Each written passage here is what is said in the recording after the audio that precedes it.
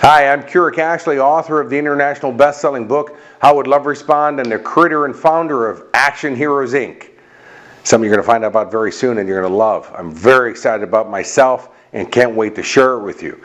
On this blog video, what I want to talk to you about is how do you get yourself from not liking doing something to liking doing it and actually learn how to be great at doing it. And think about how beneficial that's going to be to your life, right? Because there's so many things in life that, well, we don't like doing them. We probably put off doing them because we don't like doing them. And it's the stuff that we probably have to get done anyways. And by not doing it, it's actually holding us back from producing some of the results that we want in life. Some of our grand dream goals as well.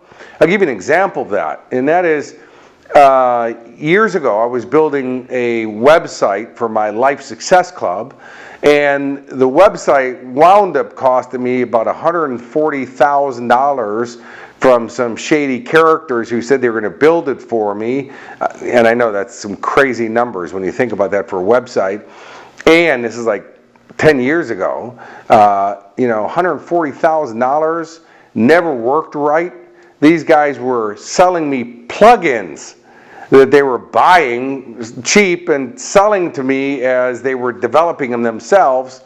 But see, I was so uneducated and ignorant, which by the way just means uneducated. I was so uneducated that I didn't know any better.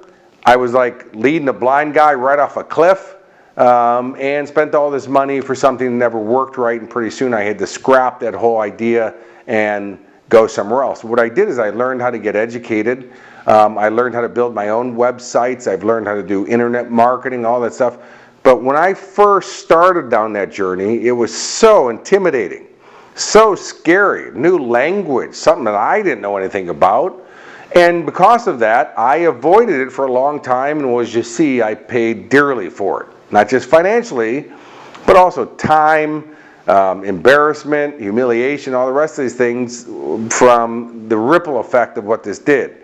So what happened is I decided that, you know what, I got to learn how to build websites. I've got to learn how to do internet marketing. I've got to learn this world because this is today's world.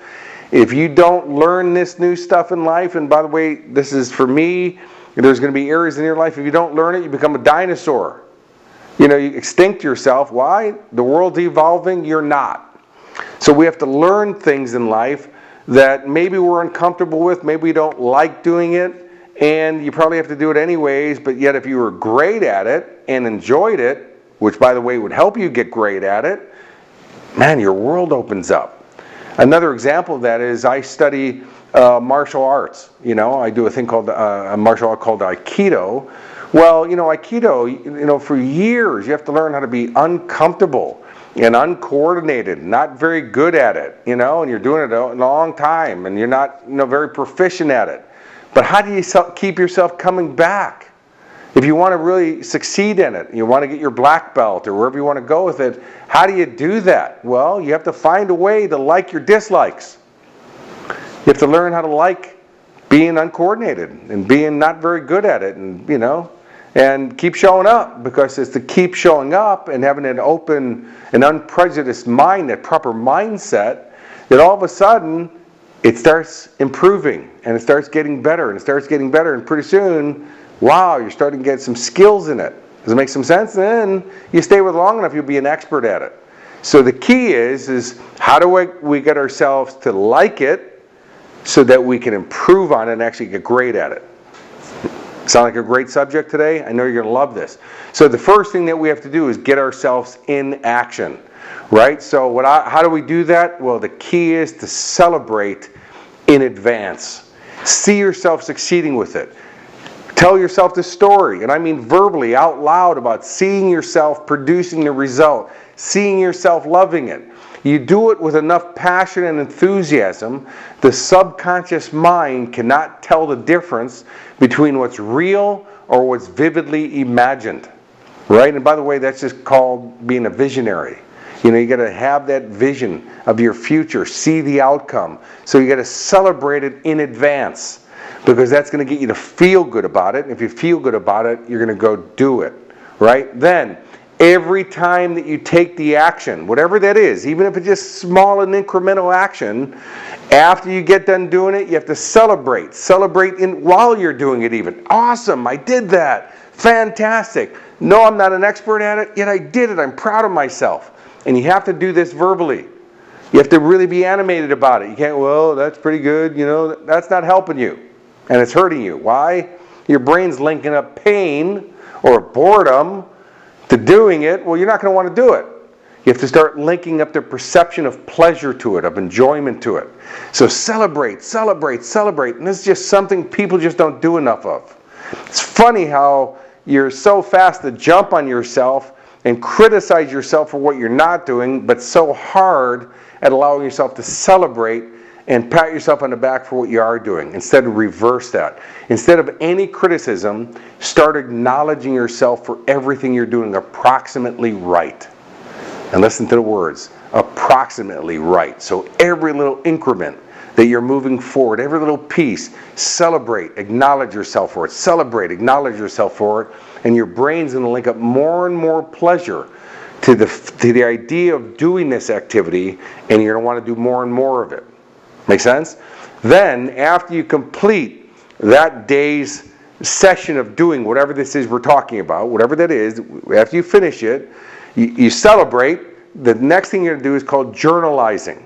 Right? This is one of my favorite activities to do after anything that I do in life that I want to get better at is you journalize it, which means you have a journal, you get your pen out, and you ask yourself the 3 magic questions. Question number 1 is, what did I do great today? Talking about this subject, by the way. What did I do great? And in that, there's no buts. Well, I did this great, but no buts. But erases, the word but erases everything that comes before the word but. Well, I really think you look great today, but I don't know if you want to hear that, right? So, what did I do great today? And you got to write it down. There's 2 benefits to doing this. Number 1, if you did it great today, don't you think you'd want to keep doing what you did great today? Because if it was great today, it's going to be great tomorrow, right? Well, you won't remember to do it because it's not part of your curriculum to do it unless you write it down so that you remember it and you make a mental note of it. Right? Now you got a testament. Do this again. Makes sense, right? The second thing is by asking myself, what did I do great today? That makes me feel great. Because I'm focusing on what's great, I'm going to feel great. Because in life, whatever you focus on, well, that's what you get. So, focus on feeling great. What did I do great today? Write out some key points. Did this, did that, did this. Great, excellent. By the way, one of them is, I actually did it today. I showed up, I took the action. Write it down. Acknowledge yourself for it. Right? And again, leave all the criticism alone. Because you're going to get better and better at this. Just leave the criticism out. Nobody expects you to be an expert the first time out. That's not the way it works. What did I do great? Second magic question, how can I make this better? This is a strategy eliciting question. Whatever answers you get from asking this question are strategies. And what are the strategies for? To make it better. This is awesome, right? So, what did I do great today? How can I make it better? Whatever answer you write down is a strategy. All you got to do next time is do what you did great, add in how can you make it better. You're obviously going to be better at this. And the whole time, because you're celebrating, you're enjoying it. You're learning to like what used to be your dislikes. And the last magic question is, by what percent did I improve by? Now wait a minute, why are we asking that question? Because every time that I ask that question, I give myself a number. And people go, well, how do you rate yourself? I go, just feel it. Just how much did I get better? Something. By the way, you did it. And if you added in, how can I make it better? You had to get better. By what percent? But think about this. Even if you only give yourself 1%, only 1%. Now that might not sound like a lot, but think about if the bank gave you 1% on your money overnight, every night. All of a sudden it sounds pretty good, right? So the thing is, it's a lot bigger than you think, and every time you do this and every time you improve, it's a compounding effect. because I'm 1% higher. The next time I grow, it's from that higher place. It's not from down here, it's from the higher place, and the higher place, and the higher place. So it's a compounding effect. And after doing it, just at a 1% growth, after 100 times of doing it, you're 100% better, but 100% compounded better. So it's way more than an actual 100%. Does that make sense? You put this into action. What you can produce, the mastery that will come out of this is mind-blowing. You're going to love this. One of the people I've worked with in life, I'll tell you a story really quick. Her name's Kerrys. She's an Olympic bronze medalist and Olympic gold medalist now for women's beach volleyball. And I worked with the girls when they were bronze medalists. Once they'd already won their bronze medal, her and her playing partner named Natalie Cook. And Kerry had the fastest serve in Olympic history. She was awesome with it, except for she was wild with it. She could get, it was all over the place. So she didn't have the self-confidence to bring it out and use it as much, right? So what I did is I said, Kerry, slow down, teach me how to serve. She did that. I put some cones on the other side of the net. Slow, she'd hit the cones with the ball, hit the cones. Then we did the journaling. What did I do great? How can I make it better? By what percent did I improve by? Well, then as we got going, week after week, add a little more power to it. Just a little bit, a little more speed, a little more power, a little more speed.